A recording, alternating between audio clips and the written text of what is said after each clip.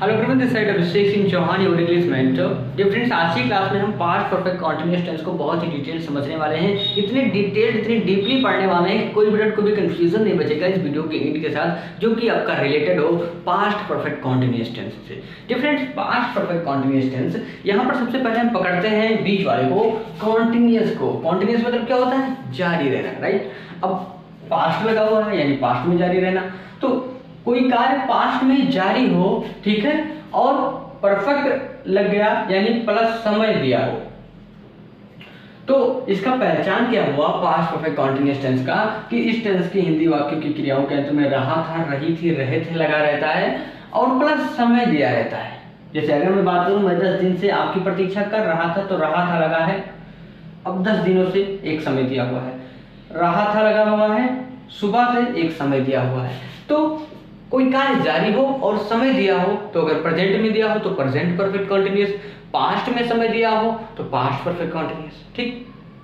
अब यहां पर देखते हैं, कोई कार्य पास्ट में जारी है और एक निश्चित समय से जारी है, ठीक है, तो इसकी पहचान क्या हुआ? रहा था, रही थी, रहे थे लगा होता है, प्लस समय दिया रहता है। अब अफर्मेटिव सेंटेंस का जो हमारा स्ट्रक्चर हो जाता है पास्ट परफेक्ट कंटीन्यूअस टेंस का, वो होता है subject plus had been plus verb की फोर्थ फॉर्म यानी वर्ब की आईएनजी फॉर्म, फिर लिखते हैं ऑब्जेक्ट, फिर सिंस या फॉर, फिर प्लस टाइम लिखते हैं। सिंस या फॉर के प्रयोग को मैंने इसके पहले वाली वीडियोस में यानी जब मैंने प्रेजेंट परफेक्ट कंटीन्यूअस टेंस पढ़ाया है उसमें बहुत ही डिटेल समझा दिया है। अगर आप उस वीडियो को देखते हैं तो सिंस और फॉर की यूजेस को कभी भूलेंगे नहीं कि किसके साथ हम सिंस लगाएं, किसके साथ फॉर लगाएं। फिलहाल मैं बता दे रहा हूँ, सिंस लगता है हमारा पॉइंट ऑफ टाइम के साथ और फॉर लगता है पीरियड ऑफ टाइम के साथ। बात कर लेते हैं पास्ट परफेक्ट कॉन्टिन्यूअस टेंस की हेल्पिंग वर्ब कौन सी होती है, तो हमारी होती है हैड बीन। अब इसका प्रयोग हम सभी के साथ करते हैं, चाहे वो हमारा ही, सी, इट सिंगुलर नेम हो या आई बी होती प्लूरल सब्जेक्ट हो, ठीक, सभी के साथ हम हैड बीन ही अप्लाई करेंगे, जो कि यहाँ पर लिखा हुआ है। तो सबसे पहले लिखेंगे हैड सब्जेक्ट, फिर हैड बीन प्लस वर्ब की fourth form plus object. Since for लगाएंगे हम टाइम के अकॉर्डिंग, टाइम हमारा अगर पॉइंट ऑफ टाइम होगा तो सिंस लगेगा, पीरियड ऑफ टाइम होगा तो फॉर लगेगा। मैं आपको बता दूं कि सब्जेक्ट कैसे ढूंढते हैं, ऑब्जेक्ट कैसे ढूंढते हैं। देखिए, सब्जेक्ट ढूंढने के लिए आपको कौन का प्रश्न करना होगा या किसने का प्रश्न करना होगा, और ऑब्जेक्ट ढूंढने के लिए आपको क्या या किसे का प्रश्न करना होगा, किससे? वर्ब से। पहले वर्ब ढूंढिए। मैं 10 दिनों से आपकी प्रतीक्षा कर रहा था, तो कार्य कौन सा हो रहा है? प्रतीक्षा करने का। अब इसी से पूछिए कौन प्रतीक्षा कर रहा था, तो मैं हो गया हमारा सब्जेक्ट, ठीक। अब इसी से पूछिए किसकी प्रतीक्षा कर रहा था, ठीक, तो आपकी, ये हो गया हमारा ऑब्जेक्ट। प्रतीक्षा करना हमारा वर्ब हुआ ही। अब हमें मिल गया सब्जेक्ट, हमें मिल गया वर्ब, हमें मिल गया ऑब्जेक्ट। अब हम इसे करेंगे ट्रांसलेट, आइए समझते हैं बहुत ही अच्छे से। यहाँ पर देखिए, सबसे पहले लिखेंगे सब्जेक्ट, सब्जेक्ट हमारा क्या है? आई, लगाया क्या? हैड, बजाया क्या? बीन, फिर वर्ब की फोर्थ फॉर्म प्रतीक्षा करना का क्या होता है? वेट, आईएनजी जोड़ा, वेटिंग, यानी आई हैड बीन वेटिंग, मैं इंतजार कर रहा था। अब किसकी? ऑब्जेक्ट लिखना है आपकी, यानी I had been waiting for you, ठीक, ऑब्जेक्ट हो गया हमारा। अब सिंस या फॉर लगाना है टाइम के अकॉर्डिंग, तो 10 दिन हमारा गिनती है ना, तो यहाँ पर क्या लग जाएगा? फॉर, क्योंकि ये पीरियड ऑफ टाइम है, तो फॉर 10 डेज। क्यों? वह सुबह से खेलता रहा था, तो कभी कभी ऐसा होता है ना कि ता रहा था, ती रहे थे, ऐसा वर्ड्स लगा रहता है। वह 10 बजे से खेलता रहा था, वह पढ़ता रहा था, तो आप कहना क्या चाह रहे हो? अरे भाई, कहना क्या चाह रहे हो? तो कहना यही चाह रहे हैं कि आपको कंफ्यूज कर रहे हैं बाबू साहब, ठीक है। वह सुबह से खेलता रहा था, मतलब ये कहना चाह रहे हैं कि वह सुबह से खेल रहा था, ठीक है। तो खेलता रहा भी आए तो आप यही समझिए कि रहा था, रही थी लिखा हुआ है, ठीक। तो वह सुबह से खेल रहा था, इसे हम मानेंगे ऐसा ही है, ठीक, चाहे खेलता रहा है चाहे खेल रहा है। तो ये हो गया हमारा पहचान। अब कौन खेल रहा था? वह सब्जेक्ट हो गया हमारा, ई के साथ लगाया क्या? हैड, बजाया बीन, वर्ब की फोर्थ फॉर्म क्या है? खेलना का क्या हो जाएगा? प्ले, इसमें जो हो गया आईएनजी यानी प्लेइंग, यानी ही हैड बीन प्लेइंग। अब हम लिखेंगे ऑब्जेक्ट, तो ऑब्जेक्ट हमारा है नहीं, तो हम सिंस या फॉर लगाएंगे। अब सुबह से हमारा पॉइंट ऑफ टाइम है, तो लगाएंगे सिंस मॉर्निंग, लिख देंगे यहाँ पर, ठीक, यानी he had been playing since morning. Clear friends? I hope कि अफर्मेटिव सेंटेंसेस के स्ट्रक्चर को आप लोगों ने अच्छे से समझ लिया होगा। आइए कुछ एग्जांपल्स और ले लेते हैं। जैसे पिताजी सुबह से अखबार पढ़ रहे थे, यानी father had been reading the newspaper since morning. माता जी 2 घंटे से खाना बना रही थी, यानी mother had been cooking food since morning. मेरे भाई 2 दिनों से आपस में झगड़ा कर रहे थे, यानी my brothers had been quarreling with each other for 2 days। ठीक, वह 2 घंटे से यहाँ पर बैठा हुआ था, यानी he had been sitting here for 2 days या फॉर 2 hours। ठीक, वह 2015 से इस घर में रह रही थी, यानी she had been living in this home since 2015। कल रात से तेज हवाएं चल रही थी, यानी it had been blowing hard since last night. Difference ये था अफर्मेटिव सेंटेंस जिसे हम लोगों ने ट्रांसलेट किया और कुछ एग्जांपल्स हमने देखे।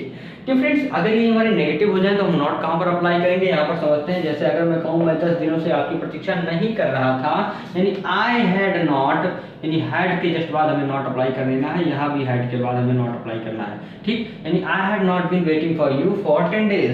वह सुबह से नहीं खेलता रहा था, यानी he had not been playing since morning. Clear? तो अगर आपका यही सेंटेंस नेगेटिव हो जाए तो आपको हैड के बाद नॉट अप्लाई करना है। अब आइए समझते हैं इंट्रोगेटिव सेंटेंस।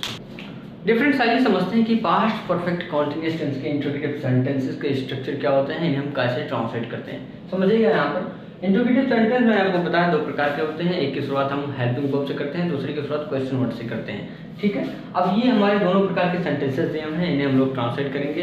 देखते हैं यहाँ पर, देखिए क्या क्वेश्चन वर्ड सबसे आगे लगा है, इसकी शुरुआत हम हेल्पिंग वर्ब से करेंगे। यहाँ पर क्वेश्चन वर्ड बीच में है, ठीक है, तो इसकी शुरुआत हम क्वेश्चन वर्ड से करेंगे। अब देखिए सबसे पहले इसमें हम अपने सब्जेक्ट वर्ब और ऑब्जेक्ट को सर्च करेंगे। कैसे सर्च करेंगे, रहा तो हमारा पहचान हो गया भैया, पीछे से चलिए।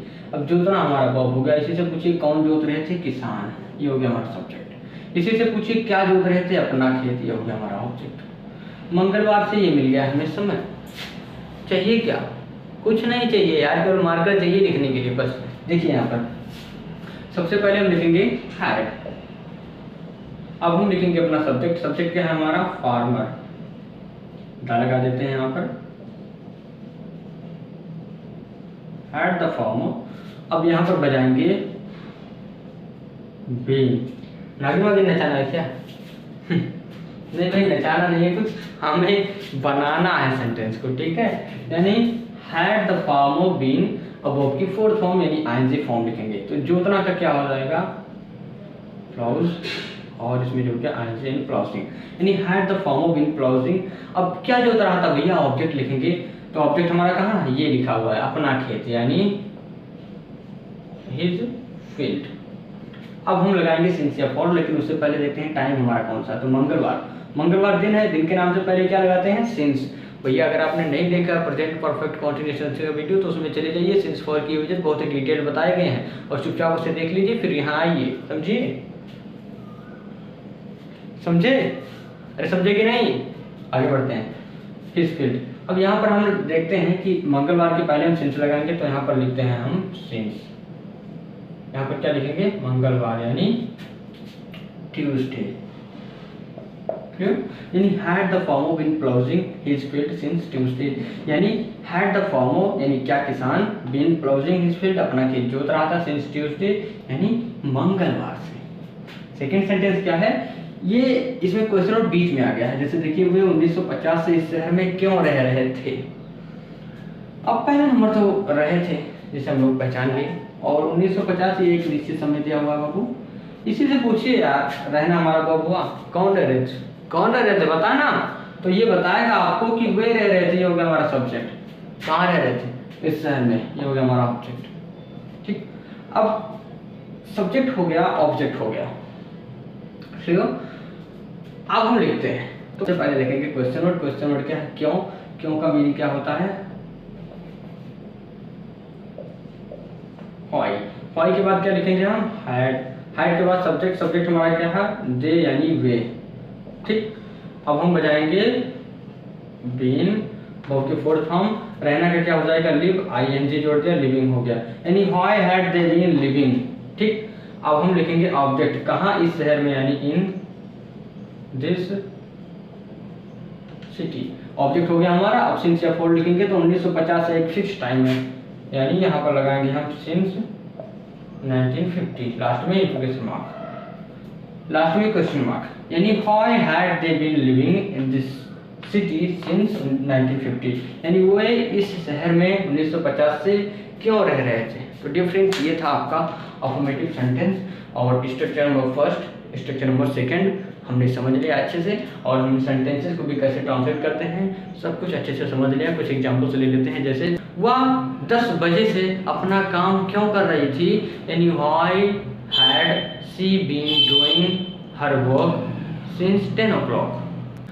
वह तुम्हें 2 घंटे से क्यों पीट रहा था, यानी why had he been beating you for 2 hours। तो डिफरेंस ये थे कुछ एग्जांपल्स हमारे इंट्रोगेटिव सेंटेंस के। अगर मैं बात करूँ ये इंट्रोगेटिव सेंटेंस हमारे नेगेटिव हो जाते हैं तो हम नॉट कहाँ पर लगाते हैं ये समझते हैं। देखिए, क्या किसान मंगलवार से अपना खेत नहीं जोत रहा था, अगर ऐसा होता है तो हम फार्मर के बाद नॉट लगाएंगे। ध्यान रखिएगा, हमेशा सब्जेक्ट के बाद नॉट अप्लाई करेंगे। यहाँ भी सब्जेक्ट हमारा क्या है, दे, यहाँ पर नॉट अप्लाई कर देंगे। यानी क्या किसान मंगलवार से अपना खेत नहीं जोत रहा था, यानी had the farmer not been ploughing his field since Tuesday. Second sentence, वे 1950 से इस शहर में क्यों नहीं रह रहे थे, यानी why had they not been living in this city since 1950। तो डिफरेंस ये था हमारा past perfect continuous tense. I hope कोई भी डाउट, कोई कंफ्यूजन नहीं बचा होगा आज की क्लास में। आज की क्लास में हमने जाना कि पास्ट परफेक्ट कॉन्टिन्यूअस टेंस की पहचान क्या होती है, इसके हेल्पिंग वर्ब कौन सी होती है, इसमें कौन सी वर्ब की फॉर्म अप्लाई करते हैं, अफर्मेटिव, नेगेटिव, इंट्रोगेटिव और इंट्रोगेटिव प्लस नेगेटिव का स्ट्रक्चर क्या होता है, बहुत ही सिंपल हमने जान लिया है। अगर कोई डाउट हो, कोई कंफ्यूजन हो तो तुरंत लिखिए कमेंट बॉक्स में। डिफरेंस, अगर आप यूपी बोर्ड के स्टूडेंट हैं, यूपी बोर्ड एग्जाम 2024 के लिए प्रिपेयर कर रहे हैं तो चैनल को तुरंत सब्सक्राइब कर लीजिए भैया, क्योंकि स्पेशली आप ही के लिए बनाया जा रहा है और आप ही की क्लासेस कंटिन्यू हो रही हैं। अगर आपने पिछले वीडियोस को नहीं देखा तो चैनल को विजिट करके उन टेंसेस के सारे वीडियोस को देख लें, ताकि टेंसेस से रिलेटेड सारे डाउट, सारे कंफ्यूजन क्लियर हो जाए। मिलते हैं कल सुबह 6 बजे। जैसे कि आप लोग जानते हैं हमारी मॉर्निंग में क्लासेस होती हैं 6 बजे, तो पर डे क्लासेस को अटेंड क्या करिए, ठीक है। और मिलते हैं कल सुबह एक नए वीडियो के साथ। Keep learning, keep watching and keep improving yourself. See you tomorrow, have a good day.